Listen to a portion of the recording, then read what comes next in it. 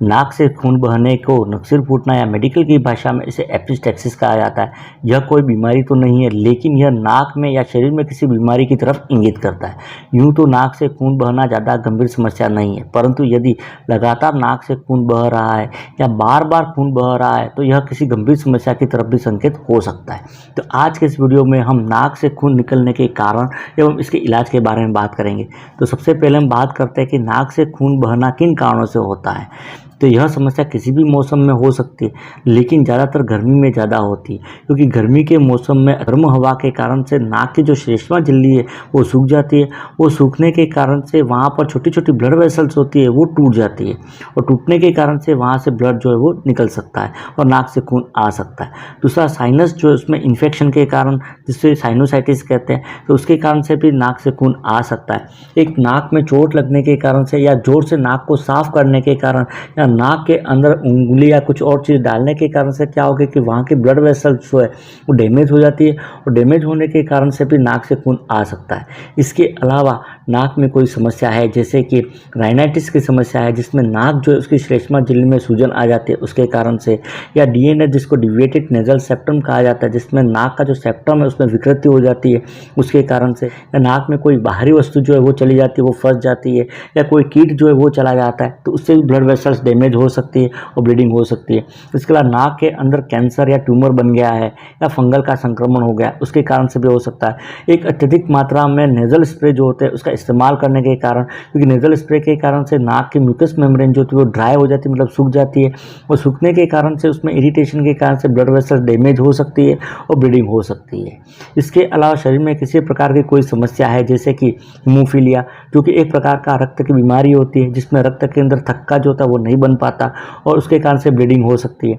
या विटामिन के जो है उसकी कमी के कारण, विटामिन के जो होता है वो रक्त को थक्का बनाने वाले जो भी पदार्थ होते हैं उसके निर्माण में सहायक होता है, उसकी कमी के कारण से वो पदार्थ नहीं बनते, जिससे थक्का नहीं बन पाता है। ये कुछ औषधियाँ जो है उसके ज़्यादा इस्तेमाल के कारण से, जैसे कि एस्पिरिन होती है, एंटीहिस्टामिन है, इसके अत्यधिक सेवन या लंबे समय तक सेवन के कारण से भी हो सकती है। एक सिर में चोट लगने के कारण से भी समस्या हो सकती है। इसके अलावा हाइपरटेंशन की समस्या, जिसमें ब्लड प्रेशर ज़्यादा रहेगा तो उससे भी ब्लीडिंग की समस्या हो सकती है। कभी कभी गर्भावस्था के अंदर भी नाक से खून आ सकता है। इसके अलावा मधुमेह मतलब डायबिटीज़ के रोगी को भी नक्सिर की समस्या जो है वो हो सकती है।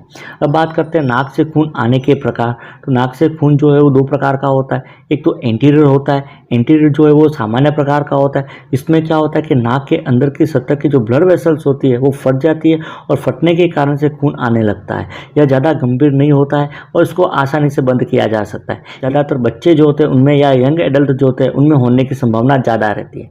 दूसरा होता है पोस्टीरियर होता है, या गंभीर प्रकार का होता है, जो कि किसी बीमारी की वजह से ब्लीडिंग होती है। ये ज़्यादातर 40 वर्ष से अधिक आयु के लोग होते हैं उनमें होता है। इसमें खून जो है वो ज़्यादा यदि बह रहा है तो बिना देरी किए डॉक्टर से संपर्क करना चाहिए। अब बात करते हैं नक्सिर फूटने के क्या लक्षण दिखाई देते हैं। तो नक्सिर फूटने के कारण से नाक जो है उससे खून निकल सकता है, जो कि एक नाक या दोनों नाक से आ सकता है।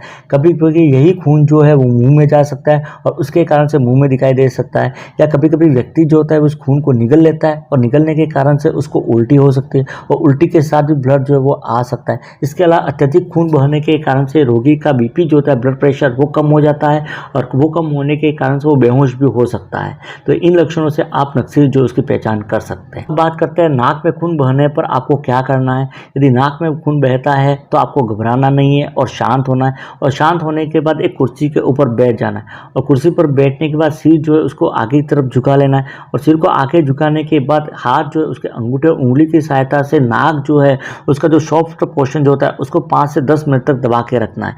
बीच बीच में मुंह से सांस लेते रहना है। यदि मुंह में खून आ रहा है तो उसको थूक देना है। नाक में खून बह रहा है तो रोगी जो है उसको लेटाना नहीं है, तो लेटाने के कारण से खून जो होता है वो लंग्स में जा सकता है या एस्पिरेट कर सकता है। उसके बाद वहाँ पर बर्फ जो है उसके टुकड़े लेने, बर्फ के टुकड़ों को तौलियों के अंदर लपेट लेना है, और लपेटने के बाद बीच बीच में नाक जो है उसके ऊपर गालों के आसपास जो है वो दबाना है। इस प्रक्रिया को हर 4 से 5 मिनट के अंदर दोहराते रहना है। इसके साथ ही कुछ घरेलू उपायों को अपना सकते हैं, जैसे कैन पेपर मतलब लाल मिर्च जो होता है उसको पानी के अंदर लाल मिर्च जो है वो डाल देना है और डालने के बाद उसको पी लेना है। ये भी क्या करता है कि रक्त वाहिनियों जो है उसको खोल देता है और खोल कर रक्तचाप जो है उसको कम करता है। दूसरा नेटल लीफ या बिच्छू बूटी होता है। इसमें क्या करना है कि 1 चम्मच बिच्छू बूटी जो है उसकी पत्तियों को 1 कप गर्म पानी में डालना है और पानी को ठंडा होने तक रखना है। जब ये पानी ठंडा हो जाए तो उसके अंदर एक रुई लेनी है, उसको डुबोना है और फिर उस रुई जो है उसको नाक के अंदर रख देना है। बिच्छू बूटी जो है उसके अंदर फेनोलिक होता है जो कि खून रोकने में मदद करता है। इसके अलावा प्याज जो है वो भी काम में ले सकते हैं। प्याज जो है उसको पीस कर उसका रस निचोड़ लेना है और उस रस के अंदर रुई जो है उसको डुबोकर उसको नाक में 3 से 4 मिनट तक रखना है। इसके अलावा प्याज जो है उसको सूंघ सकते हैं। ये भी क्या करता है, नाक के अंदर ब्लड प्रेशर जो उसको कम करता है और उसके कारण से भी खून जो है आने की समस्या कम हो सकती है।